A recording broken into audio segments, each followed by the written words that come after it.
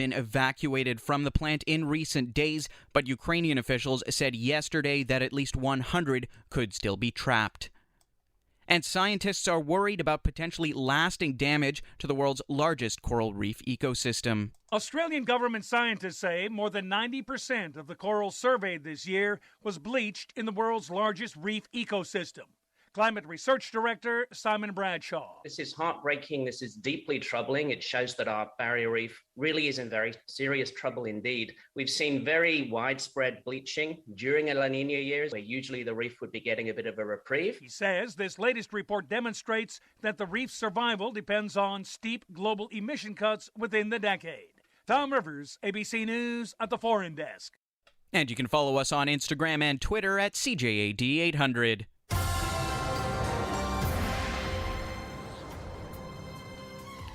And now your Dormez-vous Weather Center forecast. A mainly sunny one today with a high of 26.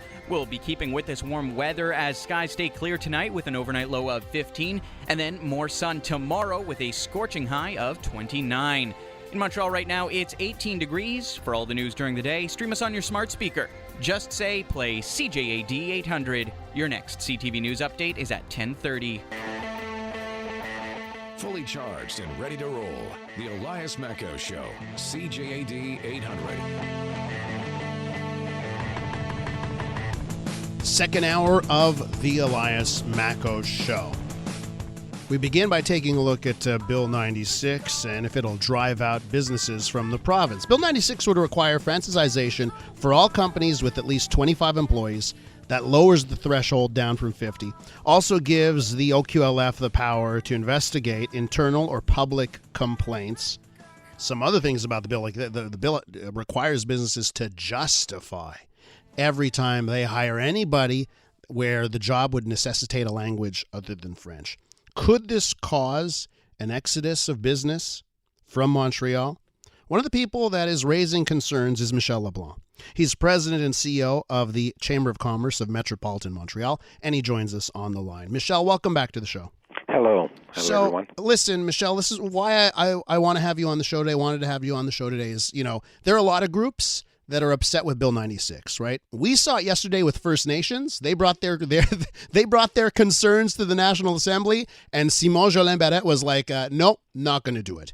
Anglophones have our concerns. The healthcare sector has concerns. Justice system has their concerns. And all of these actors, when they try and reach out to Simon Jolin Barrette, I'm told they fall on deaf ears. With you, Michel, it seems like you're a guy in this province. You call someone, they take your call. They'll talk to you at least. So I just want to know, Michel, your concerns, and you've raised them this week. I've seen you in the press and other places raising these concerns. What happens when you raise these concerns to the government? What do they tell you? It depends. The reality first is that there were consultations, and we raised several worries, I would say. But we claimed and we voiced that we're all in for protecting French, and it has to be understood by people listening on the show that we are this island in North America of French speaker. It's part of the identity, and the evolution of the international affairs mean that English is very, very commonly used.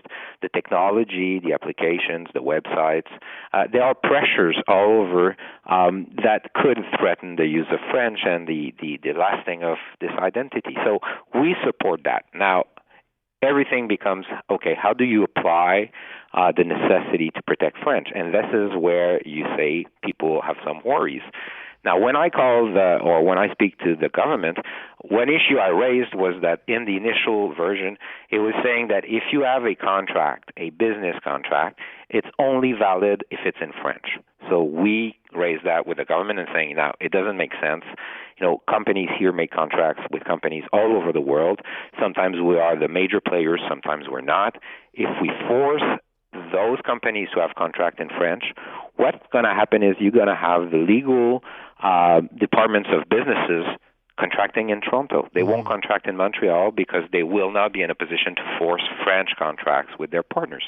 And the government said, okay, yes, you're right, we had not seen it that way, and they modified, they changed the proposed bill. So sometimes we win. Other times we raise concern, and this is where we are now, and they say we will see in the regulations the way it's going to be applied. And one thing you raised was this concern that we have that companies will have to justify when they require bilingualism, when they require the knowledge of English. And we asked the minister, what's the intent here? Are we going to have a public servants going into companies saying you have to justify? Is it going to be the Office de la Langue Française? Or is it going to be companies that decide? And the minister said, well, we do not intend to have public servants going and check that within companies. So we'll see. The regulations are not out there, so we don't know how it's going to be applied. So I don't have the answer, but I have the minister that told me publicly it's not going to be a public servant. So that's an example of the back and forth. Sometimes we get the answer, sometimes we get a wait and see, and wait and see may not be satisfying because people are concerned. But that's where we are. And of course, Michel, when I think about that issue, we're with Michel Leblanc from the Chamber of Commerce of Metropolitan Montreal. He's the CEO, in fact, of the Chamber of Commerce. And Michel, when we talk about the necessity for employees that can speak English, right? To me, it just seems, okay, are they adding a layer of bureaucracy, and just every company will write in a document, this employee needs to sell service outside of Quebec? It just seems to me, if you're a company that operates outside of Quebec, you would have to require it. So what's the point? Well, the concern are that over time you had companies here in Quebec that were requiring bilingualism when it's not needed, and in fact what that meant was that for a francophone who doesn't know English, the labor market is not fully accessible everywhere. So what the government is saying is, well, if you're a company and you're going to have jobs, functions that require bilingualism, you will have to document that. Now, if that's the case, well, probably it doesn't change much, but it's an awareness thing. So if you have a restaurant downtown Montreal or Vieux-Port, Montreal, then you say, okay, I'm having lots of tourists. I want to be fully bilingual with all my staff. If you are in Saint-Jérôme or in La Chute or elsewhere, maybe it doesn't make sense to have that requirement, and companies will probably just think about it. Just as companies over time decided, okay, I'm going to have women on my board, I'm going to have women on my management team. So it's awareness thing here. Now, is it going to be heavy, red tape, lots of administrative burden? We raise that concern with government and saying, you do not, and we do not want to make life harder for all those small entrepreneurs. So just make sure that you're not adding administrative burdens. That will be in the regulations. The applying regulations, we do not know yet, but we have that concern. So let me ask you this, Michel. Do you know of any businesses that are saying to you, hey, if this passes, I will leave? No, none. No. What I will say is at times there are companies that have raised the possibility of moving some functions, services outside of Quebec. So it's not I'm going to move my head office, it's not I'm going to move my company.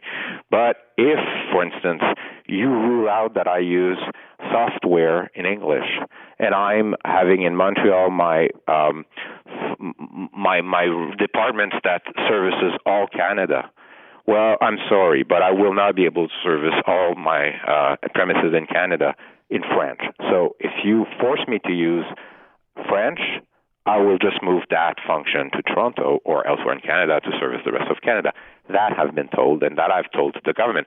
Make sure that you are aware that we from Montreal do businesses with all over the world, with the rest of Canada, rest of the North America.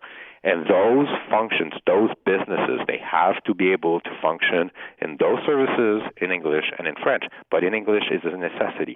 And the government is aware of that. And I'm sure Minister Fitzgibbon, the Minister for Economic Development, will not want his government to fragilize those businesses that are growing and doing business all over the world. Michel, I want to talk to you about attracting talent. Now, I'm not talking about the CEO of Air Canada. I'm not talking about the board of directors of CN.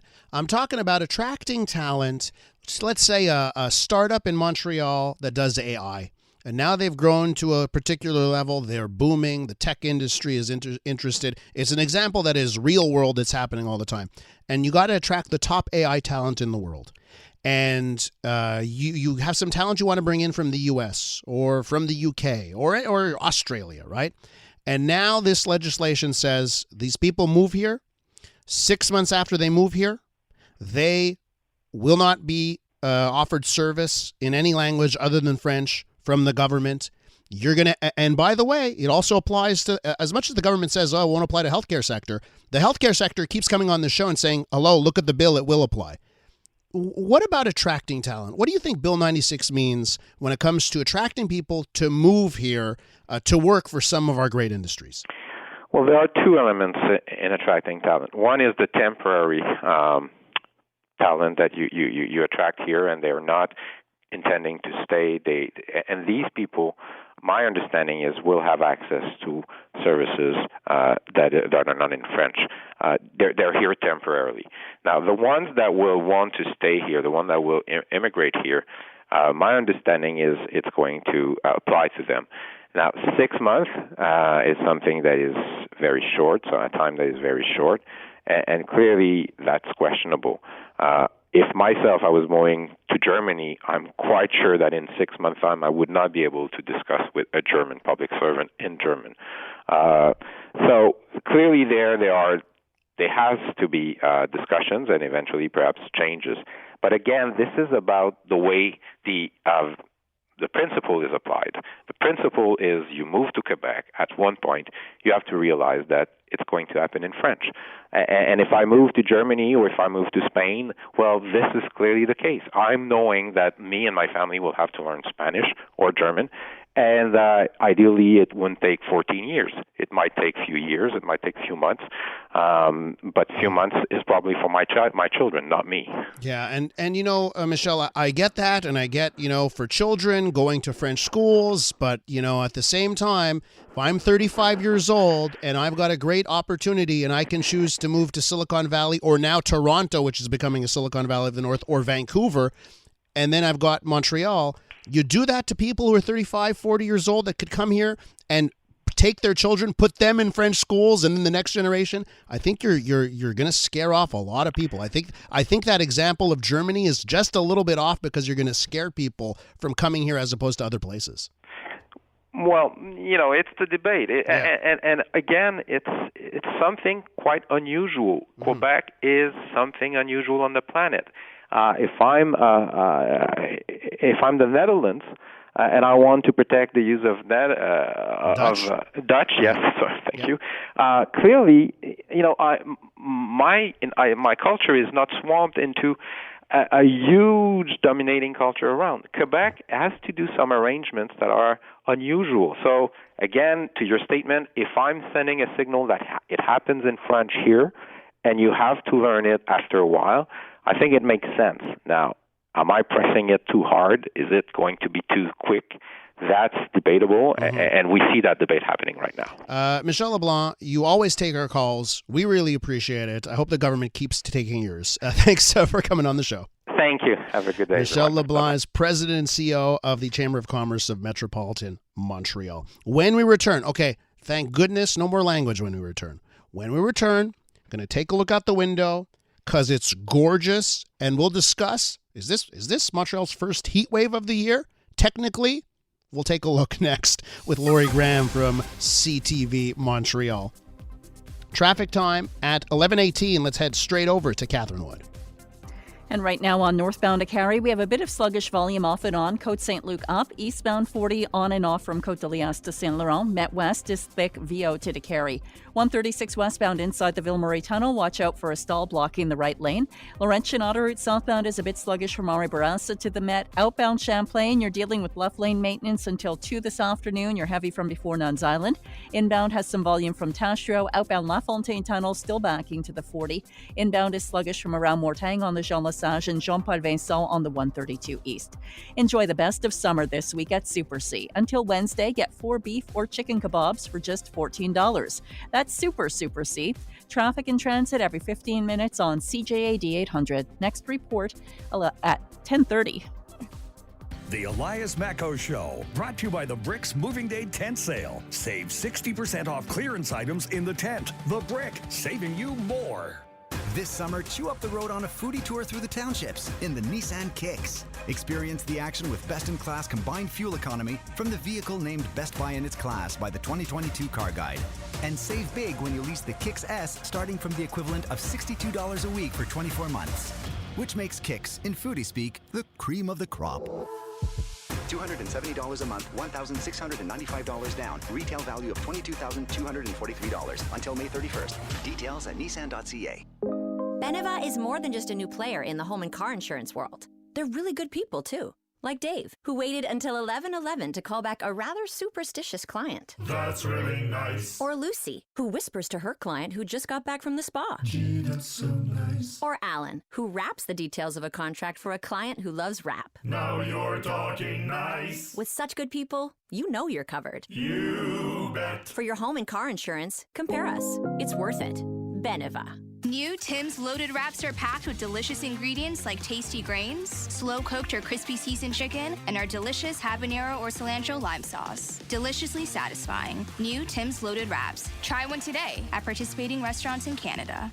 Make your life outdoors better. Turn your garden or backyard into a beautiful oasis with Pépinière Pierrefonds and Permacon. For over 55 years, Pépinière Pierrefonds' family-owned garden centers have been the source of inspiration for beautiful landscapes for DIYers and professionals with Permacon paving stones, retaining walls, blocks, and borders. Pépinière Pierrefonds' knowledgeable staff and remarkable service in Pierrefonds and Saint-Laurent will help make your life outdoors better. For details, visit pépinièrepierrefonds.com. So many Quebecers suffer from back pain, which, when left untreated, can result in a loss of quality of life. The Quebec Chiropractors Association invites you to learn more. Visit chiropractic.com for more information about the practice. You can find tips and advice for daily activities and where you can find the chiropractor closest to you. Be well informed, prevent injuries, live your life to the fullest. Pain changes everything. Chiropractic care changes pain.